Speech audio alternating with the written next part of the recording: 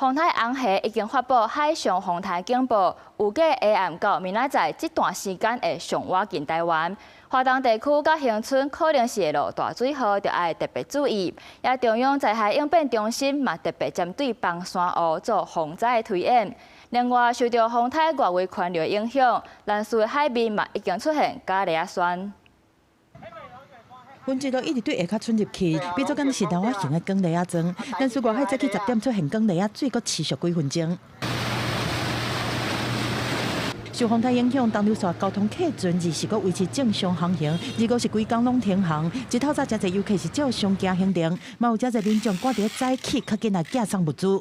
旅客的預期心理以及這個島上的民生需求，那麼從早上開始已經有陸續很多的貨品。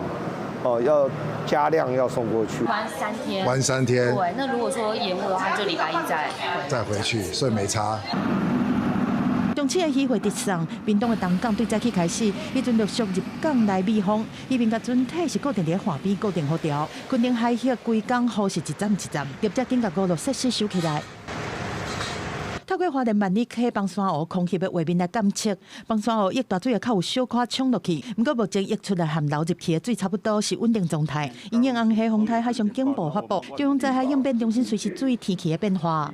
可能是今天入夜一直到明天清晨以後，這樣的雨量會最大。我們會看那個降雨量是不是在那個集水區的部分累積雨量預估如果是在200以上。我們才有可能考慮發紅華。今麥紅系風台的暴風圈漸漸入去巴士海峽，強度嘛小可增強，暴風圈有小可擴大的趨勢。氣象署發布大雨特報，提醒蘭嶼和恆春半島、台東地區和綠島嚴風大雨。隨着颱風來到台灣西南方的海面。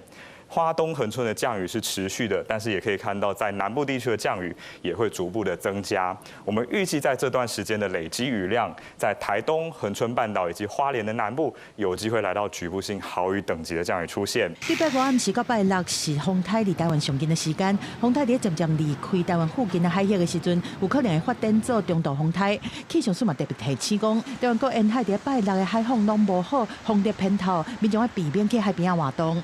記者綜合報道。